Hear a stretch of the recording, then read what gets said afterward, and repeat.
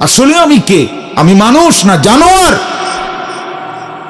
এতটুকু বুঝ, বুদ্ধি, আকল, দিমাগ যদি দোস্ত আমার না থাকে, আমি মানুষ হলাম কিভাবে, মুসলমান হলাম কিভাবে? মাসালুল্লাযী ইয়াযকুরু রাব্বাহু ওয়াল্লাযী লা ইয়াযকুরু রাব্বাহু মাসালুল হাইয়্যি ওয়াল মাইয়্যিত। নবীজি বলছেন যে আল্লাহকে স্মরণ করে আর যে করে না, এই দুইজনের মধ্যে উদাহরণ হলো একজন জীবিত, একজন মৃত। নাফরমান মুর্দা, ঈমানদার জীবিত। রাসূলুল্লাহ সাল্লাল্লাহু আলাইহি ওয়াসাল্লাম বলছেন, ইন্নাল্লাযী লাইসা ফী জাওফিহি শাইউম মিনাল কুরআন কাল বাইতিল খারিব। প্রিয় বন্ধু শোনো, নবীজি সাল্লাল্লাহু আলাইহি সাল্লাম বলছেন যে কলিজার ভিতরে আল্লাহর কোরআন নাই, কোরআন কিছু পরিমাণ কোরআন শরীফও নাই, 10টা সূরাও শুদ্ধ পড়তে জানে না, 10টা সূরাও মুখস্থ পারে না, আল্লাহর কালামের কিচ্ছুই জানে না, আল্লাহ রাসূল সাল্লাল্লাহু আলাইহি সাল্লাম বলছে ওই নাফরমানের দিল হলো কাল বাইতিল খারিব, সারা বাড়ি, আলগা বাড়ি, যে বাড়িতে আগে থাকতো এখন থাকে না, নতুন ঘরে উঠে গেছে, ওই ঘরের এখন কোনা ভাঙ্গা গেছে, এই ঘরের এখন দুয়ার ভাঙ্গা গেছে, টিন সাল ফইরা গেছে, এখন সারা বাড়িটা আলগা বাড়ি, বিরান ঘর, সেই ঘরে এখন কুত্তা থাকে, সেই ঘরে এখন বিড়াল থাকে, সেই ঘরে এখন সাপ বিচ্ছু থাকে, মানুষ থাকে না। খোদার কসম নবীজি বলছে যে কলিজার ভিতরে আল্লাহর কোরআন নাই, ওই কলিজার ভিতরে মানুষ থাকে না, কুত্তা থাকে, কুত্তা।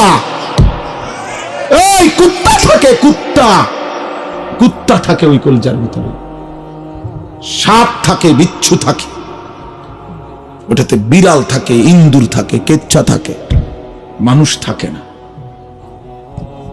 ওই কলিজার ভিতরে মানুষ থাকে না, বুঝছো ভাইয়া? কাজে তোমাদের যাদের জবানে আল্লাহর কোরআন নাই, তোমাদের যাদের দিলে মাওলার কোরআন নাই, তো তোমার এই ভেতরটা জন্তু জানোয়ারের ঘর, কুকুর বিড়ালের ঘর। আচ্ছা আরো শোনো মিয়া, কোরআন শরীফে সূরা আরাফের মধ্যে আছে কোরআনের আয়াত, ওয়াত্তাবা হাওয়াহু ফামাসালুহু কামাসালিল কালব। সরাসরি কোরআনের আয়াত, সরাসরি কোরআন শরীফের আয়াত। আল্লাহ তাআলা বলছেন যে মনের ইচ্ছা মতো চলে, মনের চাহিদার অনুসরণ করে, আমার মনে যা চায়। কেন নামাজ পড়ো না? তোমার মন চাইছে দেখে। আর কি কারণ? তোমার মন চাইছে তুমি পড়ো না। কেন সারাদিন নারী দেখো, ছবি দেখো? তোমার মন চাইছে, এই তো না, আর কি তো কিছু না। কেন পেশাব করে, পায়খানা পরে, ঢিলা কুলুক, টয়লেট পেপার, পাক নাফাকের কোনো পার্থক্য বুঝো না? কেন? কারণ তোমার মন চাইছে, মন চাইছে। রাতের বাইজা গেছে 3টা, তুমি ঘুমাও না। দিনের বাইজা গেছে 10টা, তুমি ঘুম থেকে ওঠো না। কারণ তোমার ইচ্ছা, তোমার মনে যা চাইছে তা। আল্লাহর কসম বাপ, আমার কথায় রাগ করো না। আল্লাহ তাআলা কোরআনে বলছে এরকম মনের ইচ্ছার যে অনুসরণ করে, মনের যা চায় তাই করে, আল্লাহ বলছে তার উদাহরণ হলো কামাসালিল কালব, কুত্তার মতো, কুত্তার মতো, কুত্তার মতো, কুত্তার মতো, কুত্তার মতো। এই নামাজি, বেনামাজি, বেহায়া, মনে রাখিস তোর জিন্দেগি কুত্তার জিন্দেগি। তোদের যাদের কপালে সেজদা নাই, তোমাদের জীবন কুত্তার জীবন, মনে রাখো। জীবন এটা কামাসালিল কালব। কই হারুন, কই কও কামাসালিল কালব, কালব অর্থ কি কও?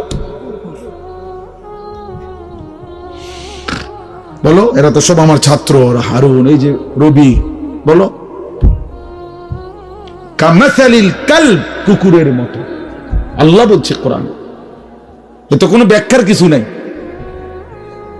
যে এক হুজুর কইছে এটা, আরেক হুজুর কইছে এটা, এরকম কথা বুঝেন না এমনি।